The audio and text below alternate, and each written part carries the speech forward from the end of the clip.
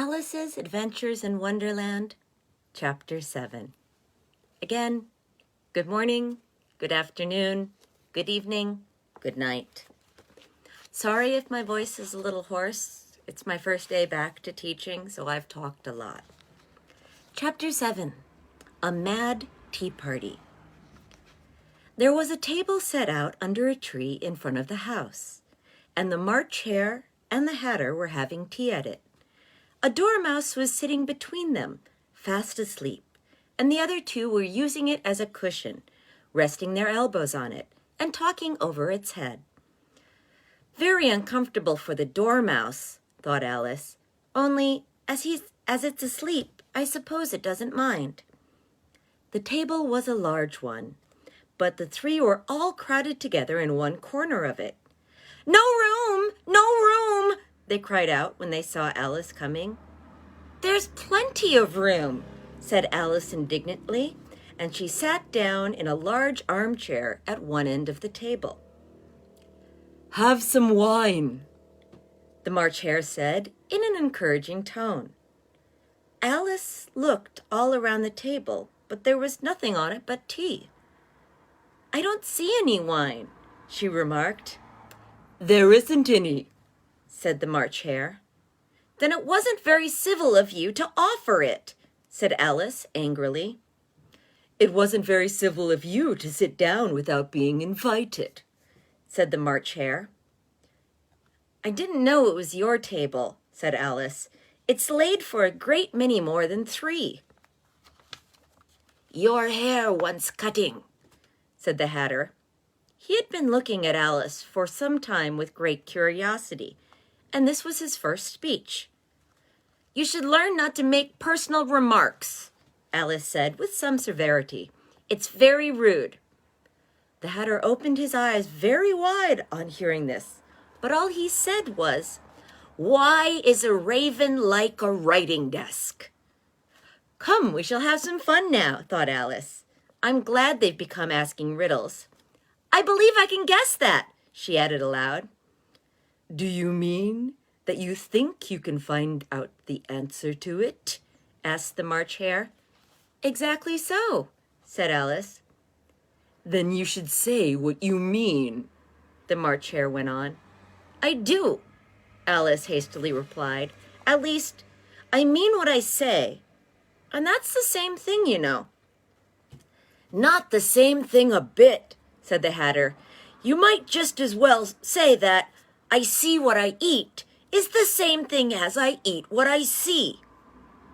"You might as well say," added the March Hare, "that I like what I get is the same thing as I get what I like." "You might as well say," added the Dormouse, who seemed to be talking in his sleep, "that I breathe when I sleep is the same thing as I sleep when I breathe."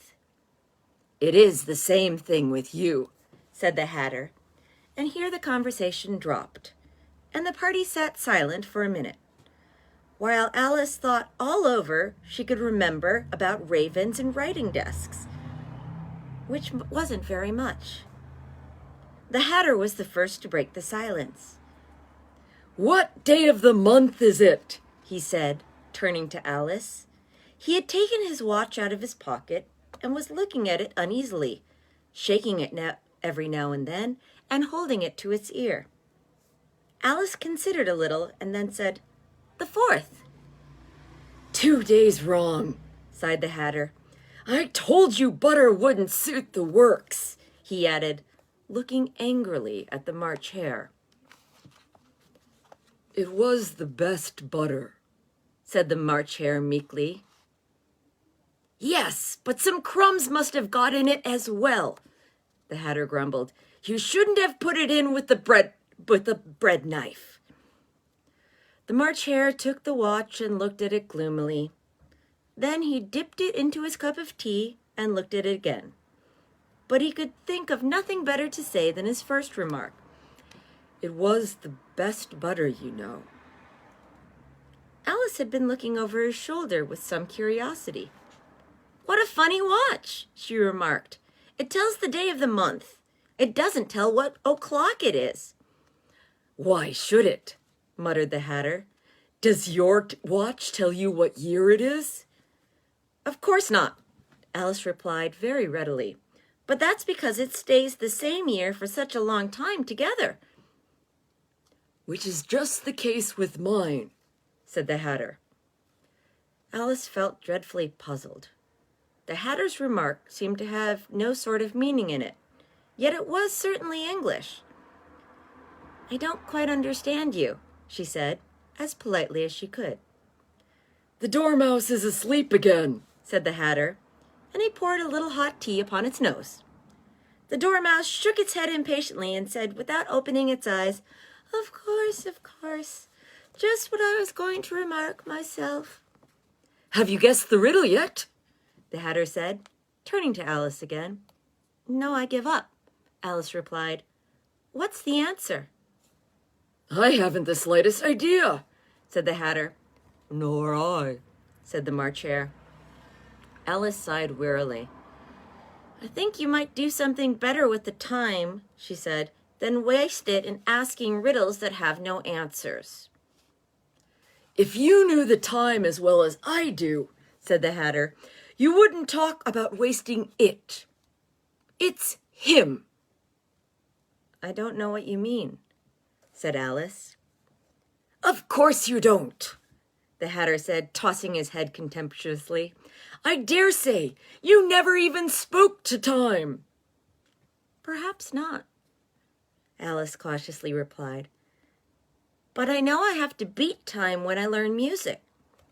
"Ah, that accounts for it," said the Hatter. "He won't stand beating.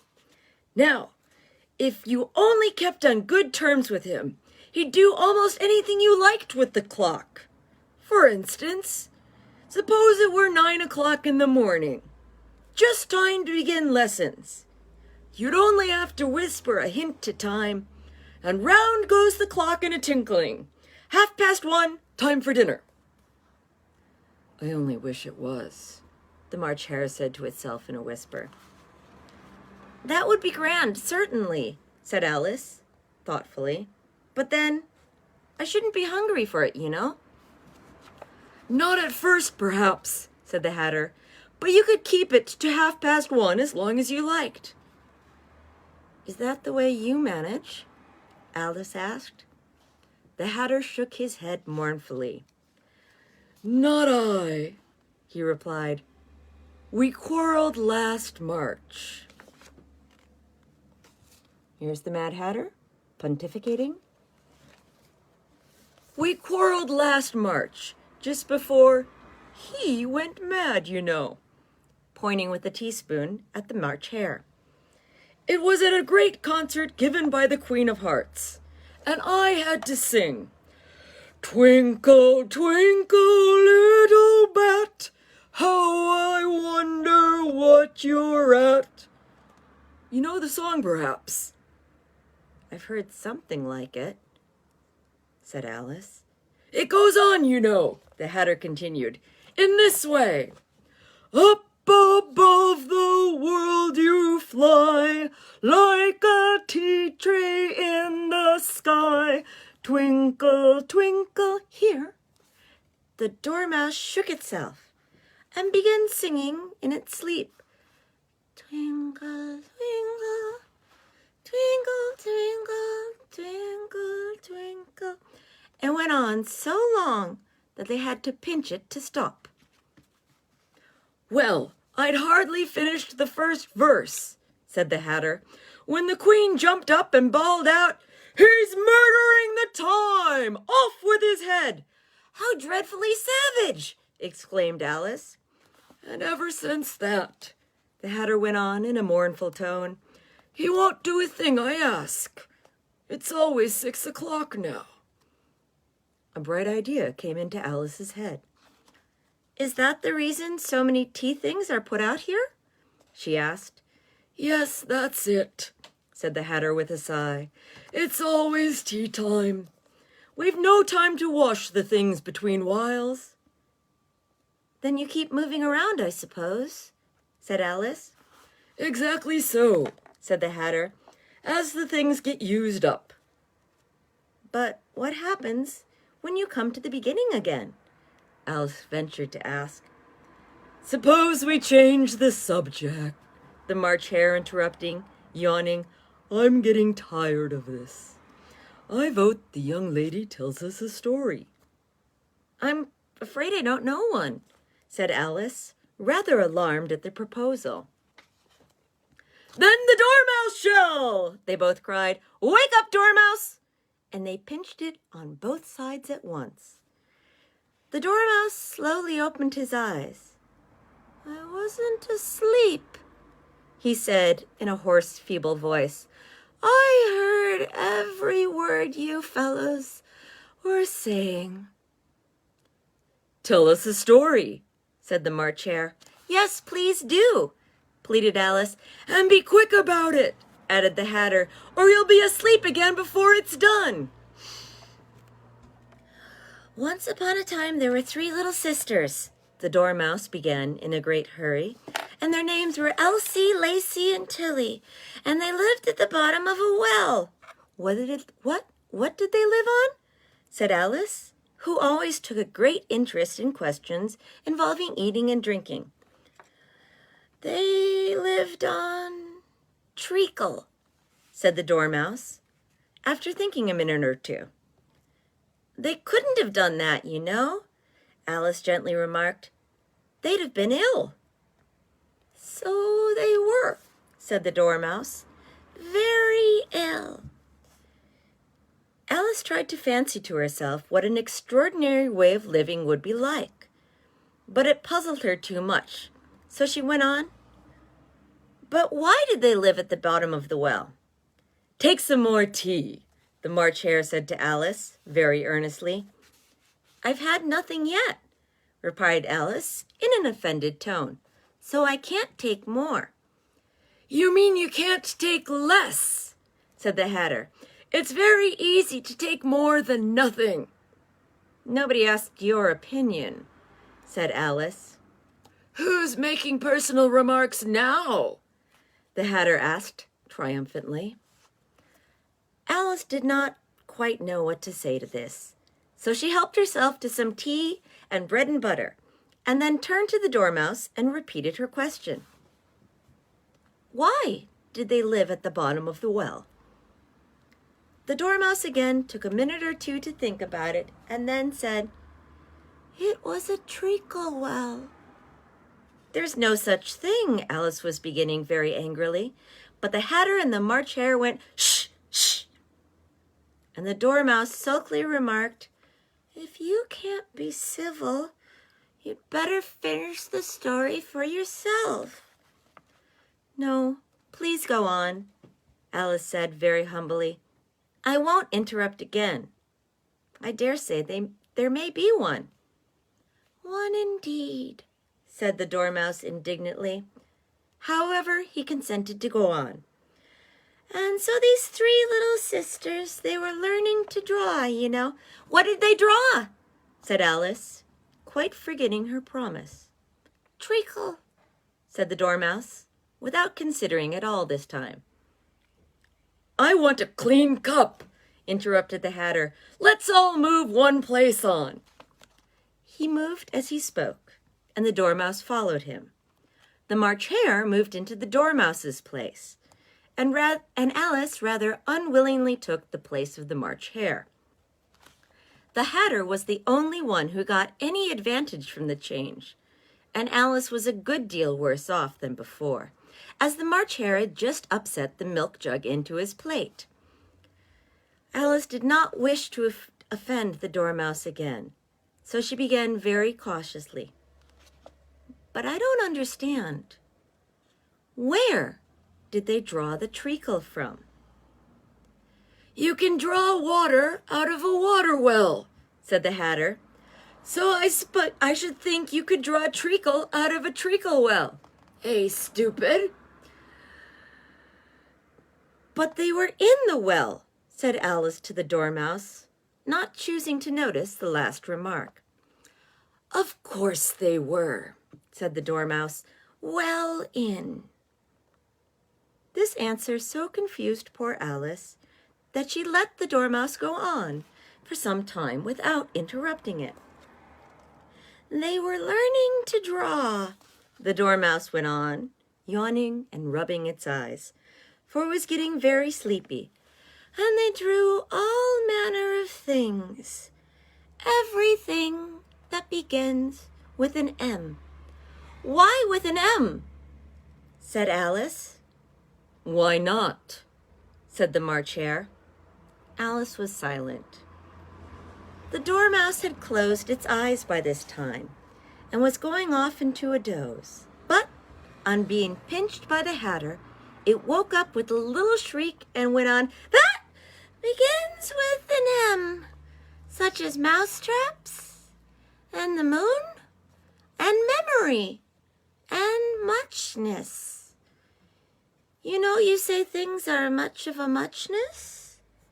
Did you ever see such a thing as a drawing of a muchness?"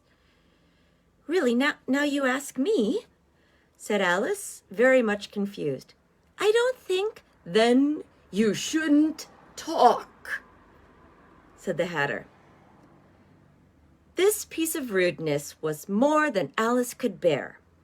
She got up in a great disgust and walked off. The Dormouse fell asleep instantly, and neither of the others took the least notice of her going, though she looked back once or twice, half hoping they would call after her. The last time she saw them, they were trying to put the Dormouse into a teapot. Here they are, trying to shove that poor sleepy Dormouse into a teapot. "At any rate, I'll never go there again," said Alice, as she picked her way through the wood. "It's the stupidest tea party I ever was at in all my life." Just as she said this, she noticed that one of the trees had a door leading right into it. "That's very curious," she thought. "But everything's curious today. I think I may as well go in at once." And in she went. Once more, she found herself in the long hall and close to the little glass table. "Now, I'll manage better this time," she said to herself, and began by taking the little golden key and unlocking the door that led into the garden. Then she set to work nibbling at the mushroom. She had kept a piece of it in her pocket, till she was about a foot high. Then she walked down the little passage, and then she found herself at last in the beautiful garden, among the bright flower beds and cool fountains. And that's the end of Chapter 7. Tomorrow, Chapter 8, The Queen's Croquet Guard. The Queen's Croquet Ground. That's all for today. Good morning, good afternoon, good evening, and good night.